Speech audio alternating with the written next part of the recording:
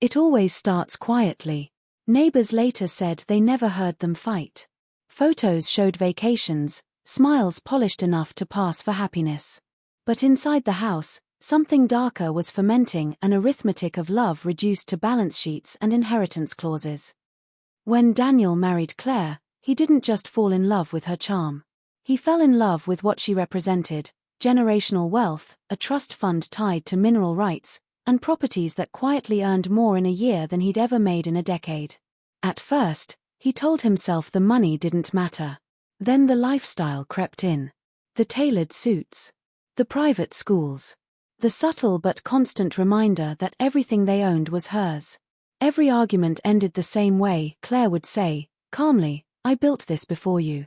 And Daniel would hear what she never said out loud: "You are replaceable." By the 5th year of marriage, Daniel wasn't dreaming of divorce. Divorce would mean lawyers, paper trails, questions, and a prenuptial agreement airtight enough to leave him with nothing but pride and bitterness. But death. Death rewrote everything. Daniel was meticulous. Not violent. Not impulsive. That was what made him dangerous. He studied Claire's routines the way an accountant studies tax codes. Her morning jogs. Her allergy medication. The nights she drank wine to sleep. He didn't need chaos, he needed plausibility. Friends noticed he'd become attentive again. Cooking meals. Booking surprise weekends. Even texting her throughout the day. It looked like a marriage healing. In reality, it was staging. The night Claire collapsed, Daniel was the one who screamed for help. The one who held her hand until it went cold.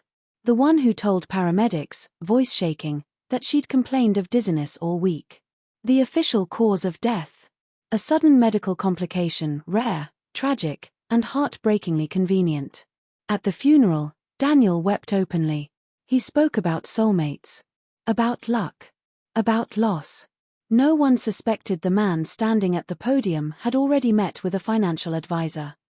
The first crack came from a detail too small to notice until someone did. Claire's sister couldn't shake the feeling that something was off. Claire had been cautious. Obsessive about her health. She logged everything: medications, supplements, symptoms. When those logs were missing, it raised a quiet alarm. Then came the timing. Daniel had updated Claire's will just months earlier. He framed it as simplifying things. The revisions left him in control of assets that weren't supposed to touch his hands for years. Investigators reopened the case. What they found wasn't a smoking gun, it was a mosaic. Deleted search histories. Financial stress Daniel had hidden. Messages where he complained about waiting forever and deserving more. The most damning evidence wasn't forensic. It was psychological. Daniel had underestimated one thing: how hard it is to fake grief forever. As the investigation dragged on, his mask slipped. He grew impatient. Defensive. Angry at delays in transferring assets. Angry that people still talked about Claire as if she were more than a memory. When toxicology results finally came back with inconsistencies, the truth snapped into focus. Claire hadn't died suddenly. She had been helped. Daniel was arrested in the early morning, the same hour Claire used to jog. In court, he avoided looking at her family. The man who once rehearsed tears now sat silent, stripped of control. The wealth he killed for? Frozen. Contested. Poisoned by his own actions. True crime isn't just about murder. It's about motive. And greed, when mixed with entitlement, has a way of convincing ordinary people they're smarter than everyone else, including the truth. But the truth always keeps receipts. And in the end, Daniel didn't inherit a fortune. He inherited a cell.